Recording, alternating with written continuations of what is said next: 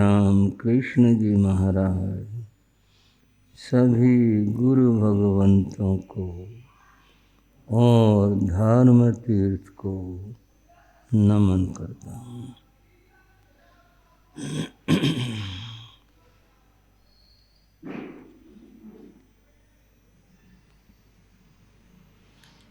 उपस्थित श्रद्धाशील बंधुओं एवं श्रद्धाशील बहन, आपके सामने भगवती सूत्र की कुछ चर्चा चल रही है। भगवती सूत्र में श्रावकों का वर्णन आया। धर्म शास्त्रों में साधु और साधु आचार इसका विस्तार से वर्णन है। इसके साथ श्रावक धर्म का,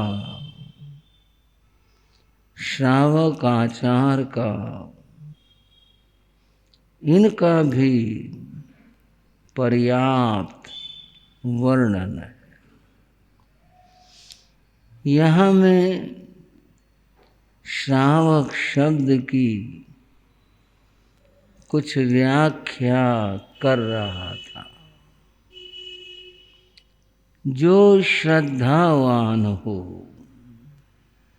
पहली बात कही, जो श्रद्धावान है वो श्रावक है। ये जो श्रद्धावान होना कहा, ये बड़ी महत्वपूर्ण बात है। श्रद्धा के बिना कुछ भी नहीं होता, शून्य होता है। तुलसीदास ने एक बात कही, श्रद्धा बिनु धर्म न होई। तुलसीदास का वचन है। श्रद्धा के बिना धर्म नहीं होता। कोई व्यक्ति परंपरा निभा दे, लोक प्रतीति के लिए कुछ क्रियाएं कर ले, पर वो धर्म नहीं है। श्रद्धा बिनु धर्म न होई। श्रद्धा के बिना धर्म नहीं होता। गीता में एक और बात कही,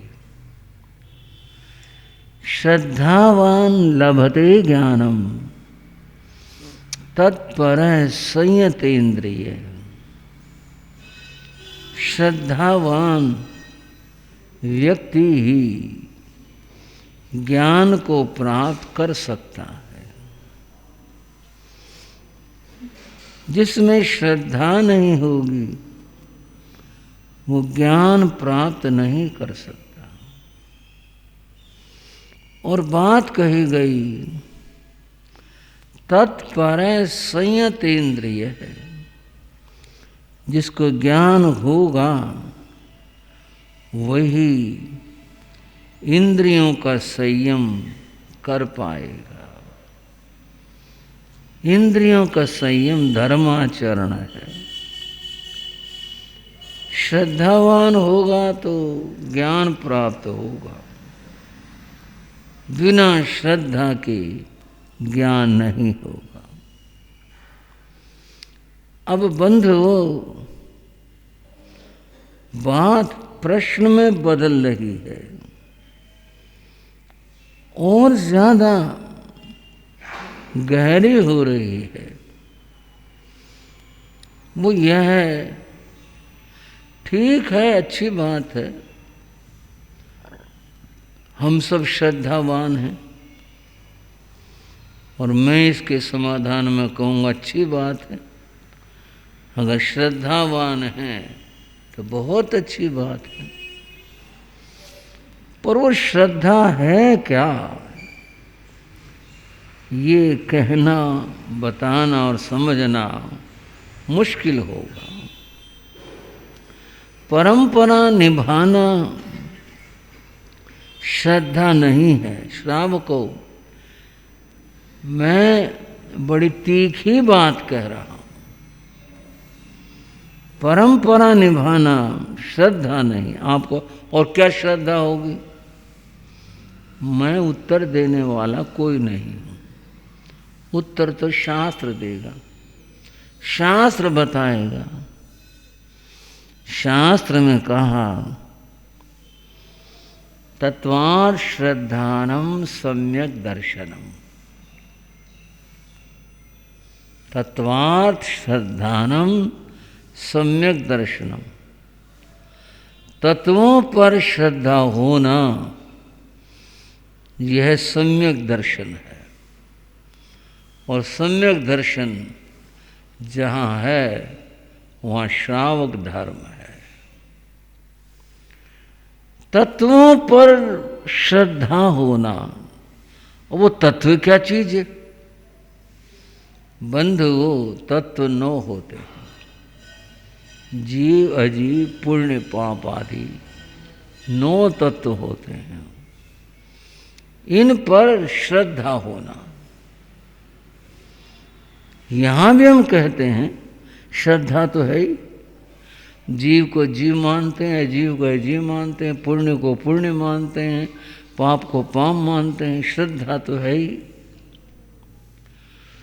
यहाँ बंधुओं,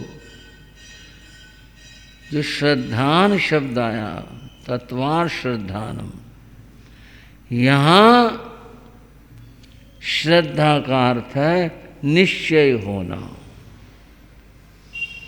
अब बात गहरी हुई, तत्वों का निश्चय होना ये श्रद्धा है। निश्चय किस रूप में? एक तो व्यवहार है, एक निश्चय है। जिसको निश्चय हो जाता है वह श्रद्धावान है। निश्चय जब तक नहीं होता उस समय तक श्रद्धा की मंजिल प्राप्त नहीं होती। बंधुओं, ये श्रद्धा और निश्चय, इसको भी थोड़ा सा हम समझने का भाव रखते हैं। तत्वों पर निश्चय होना, निश्चय नहीं हो पाता, केवल मात्र व्यवहार है। हमने जान लिया, कह भी दिया, व्यवहार से मान लिया, निश्चय नहीं होता। जहाँ निश्चय होगा अवश्य में वहाँ पर उस व्यक्ति के जीवन में श्रावक धर्म होगा। जो निश्चय है ना, समझो जरा, मैं कुछ कहना चाह रहा, बताना चाह, जो निश्चय है वो है उस बात पर स्थिर हो जाना, ये निश्चय है। हाँ, ये ऐसा है, ये ऐसा है, इसका नाम निश्चय है। और एक है व्यवहार। व्यवहार जो सुनते आ रहे हैं, कहते आ रहे हैं, बोलते आ रहे हैं, वो व्यवहार है। व्यवहार मात्र श्रद्धा नहीं है, निश्चय होना यही श्रद्धा होती है। निश्चय हो, जहाँ निश्चय होता है बंधु, वहीं दृढ़ता होती है। अब मैं एक और बात कह रहा हूं, वो ये, शास्त्र में श्रावकों के लिए गुणवाचक कुछ शब्द आए।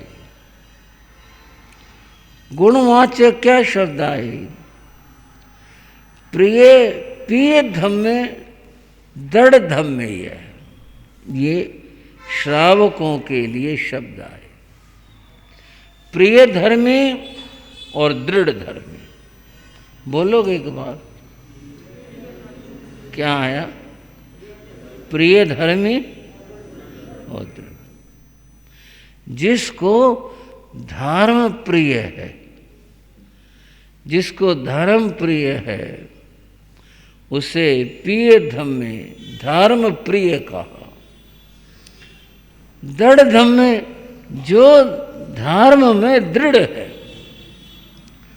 आप प्रिय धर्म की बात सुनो, आप और सब कहेंगे धर्म तो हमें प्यारा है, इसमें कौन सी बात है ही। पर शास्त्र में कहा, अठी मिंज पेमाणु राग रत्ता, अठी मिंज धम्माणु राग रत्ता। यहां पेमाणु शब्द आया। प्रिय धर्मी के बारे में कहा, जिसके अंतर में धर्म, अट्ठी अस्थियों और हड्डियों में भी पाया जाने वाला एक द्रव्य, वो जो द्रव्य हड्डियों में भी पाने उसको मज्जा कहते हैं। जिसकी हड्डियों में, श्रावक हो, मैं ये सब अपनी ओर से नहीं कह रहा, ये मैं शास्त्र की बात खोल कर बता रहा हूं। अट्ठे मिंज पेमाणु राग रत्ता, धर्म प्रेम जिसकी हड्डियों में और मज्जाओं में समाया हो, वह प्रिय धर्मी है। इतना धर्म से प्रेम हो, उसके हड्डियों और मज्जाओं में भी धर्म प्रेम है। चाहे कुछ हो जाए, वह धर्म से चलित नहीं हो सकता, उसे प्रिय धर्मी कहा। और दृढ़ धर्मी यह है जो लाभ, यश अपयश, हानि लाभ, यश अपयश, इनसे ऊपर चला जाए। जो ये सोचे यश अपयश कर्म के फल हैं, संसार और कुछ नहीं। धर्म की बात इनसे अलग है, इनसे भी ऊपर चला जाए। हानि लाभ कुछ नहीं, हानि लाभ तो सब संयोग भी हो, कुछ नहीं। वह दृढ़ धर्मी है। भगवान महावीर का एक श्रावक, जिसका नाम कुंडकौलिक था, वह दृढ़ धर्मी और प्रिय धर्मी था। एक बार उसने प्रौषध किया, और प्रौषध किया उसने अपने बागीचे में। उसका बागीचा था, वहाँ कोई जगह बनी हुई थी, एकांत था, शांत था, वहाँ उसने प्रौषध किया। गया, जो विधि थी उसके अनुसार उसने प्रौषध किया। प्रौषध में बैठ गया, आत्मचिंतन करने लगा। आत्मचिंतन में वो निमग्न था, डूबा था। जब वो आत्मचिंतन में निमग्न था, वहां से एक देव गुजरा, जा रहा था अपने रास्ते। ये दिखाई तो देती नहीं, दिखाई तो वो तब देंगे देव जब वो विकुर्वणा करेंगे, प्रकट होंगे, तब वो दिखाई देंगे, नहीं तो दिखाई नहीं देते। वो वहां से जा रहा था, उसने देखा एक व्यक्ति यहाँ बैठा है और धर्म उपासना में बैठा है। उसने उपयोग लगाया, कौन है यह?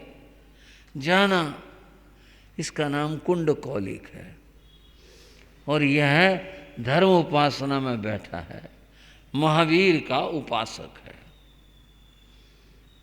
देखें इसकी उपासना कैसी है, कितना मजबूत है, क्या है।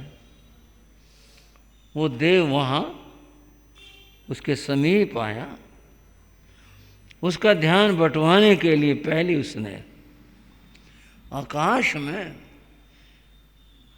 घुंघरू छन छन छन छन, कभी इधर कभी उधर कभी उधर, ऐसे आवाज़ के घुंघरुओं की आवाज़ की। जब आवाज़ आती है तो ध्यान टूटता है, कौन है, क्या है, कौन आया, क्या हुआ। उसने नहीं देखा कि ये घुंघरू कहाँ बजे, कौन आया कौन गया, कुछ नहीं। वो अपने ध्यान में अपने आप में रहा।